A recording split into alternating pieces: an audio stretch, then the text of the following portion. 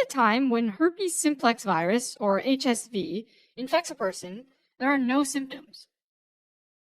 In fact, it also usually moves from one person to another in the absence of symptoms. So therefore, it can move through a population silently.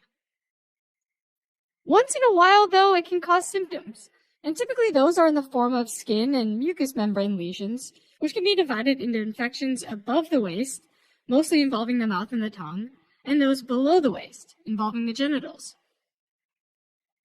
There are two types of herpes simplex viruses, HSV1 and HSV2, both of which are part of a larger family of enveloped, double-stranded DNA viruses, the herpes viridae family.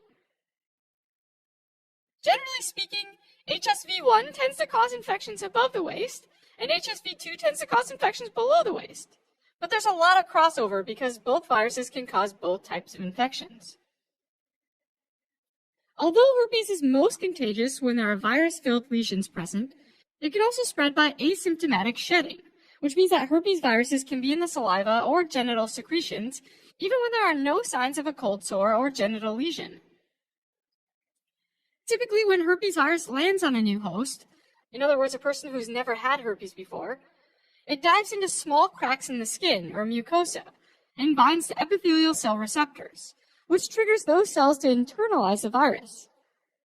Once inside, the virus starts up the Leydig cycle, which is where its DNA gets transcribed and translated by cellular enzymes, which help to form viral proteins, which are packaged into new herpes viruses, which can leave to go off and infect neighboring epithelial cells. HSV1 and HSV2 also infect nearby sensory neurons and travel up their axon to the neuron's cell body to start up the latent cycle.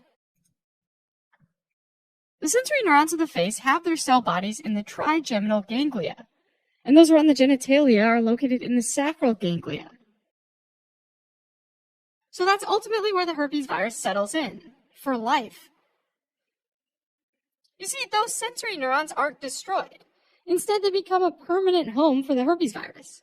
And from time to time, the herpes virus makes a few viral copies of itself and sends those virus particles back down the axon so they can get released and infect epithelial cells. Since the trigeminal and sacral ganglia serve just one side of the face or body, herpes vesicles and ulcers develop on the ipsilateral, or same side, as the affected ganglia. This can happen over and over again throughout a person's lifetime, with classic triggers being things like stress, skin damage, and viral illnesses. Recurrent episodes are usually less severe than the primary infection, and sometimes there are no symptoms at all. When there are symptoms, there might be characteristic tingling or burning sensation, called a prodrome, 1 or 2 days before the blisters appear. In oral and genital herpes, the primary infection is most often asymptomatic. Having said that, in oral herpes, when it does cause symptoms, it usually affects children, and it causes lesions on the palate, gums, tongue, lip, and facial area, as well as a fever and enlarged lymph nodes. The lesions themselves are typically clusters of small, painful, fluid-filled blisters that ooze and ulcerate, and then eventually heal after a few weeks. In older children and adults, a common symptom is pharyngitis. Most of the time, like primary infection, reactivation doesn't cause any symptoms. But when it does, the most common pattern is having a handful of blisters at the vermilion border, the border of the lip, on one side of the face. These blisters are smaller and typically heal over a week's time. With genital herpes, primary infection can cause symptoms like ulcers and pustules, which form on the labia majora, labia minora, mons pubis, vaginal mucosa, and cervix in women, and on the shaft of the penis in men. Like oral herpes, most of the time reactivation doesn't cause any symptoms. But when it does, the most common pattern is to have a few blisters that resolve rapidly in about a week.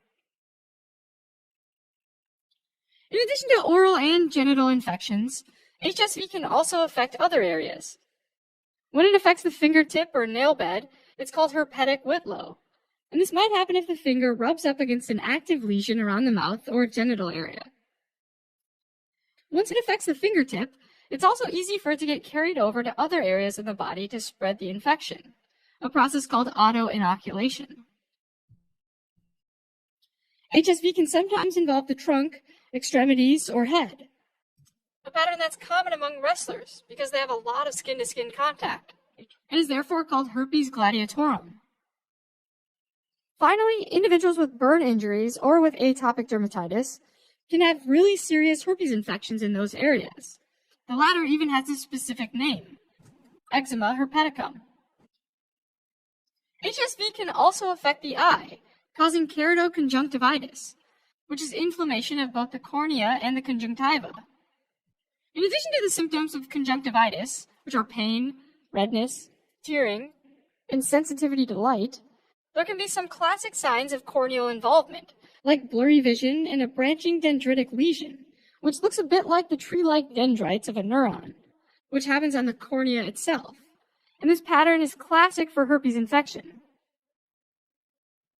In rare cases, herpes viruses can spread to the central nervous system and cause meningitis or encephalitis, typically affecting the temporal lobe in individuals of all ages. These can happen from a primary infection, but more commonly happen during reactivation when some of the virus can escape into the bloodstream and reach the brain. When there is brain involvement, a lumbar puncture often has specific findings like an increase in red blood cells, increase in white blood cells, and elevated protein levels. There are also some CT, MRI, and EEG changes that can help to make a diagnosis. HSV can also pass from a mother to a baby. Rather than causing a congenital infection while the fetus is in the uterus, most of the transmission happens at birth, when the baby passes through the infected maternal vaginal secretions during delivery. Neonatal HSV causes 3 different patterns of illness, each happening about 1/3 of the time.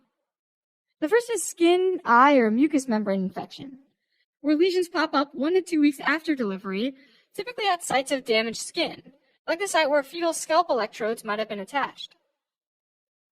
The second is central nervous system infection, which typically causes lethargy, irritability, and even seizures 2 to 3 weeks after delivery, and can cause some of the same lumbar puncture, CT, MRI, and EEG findings as that in older children and adults with HSV encephalitis.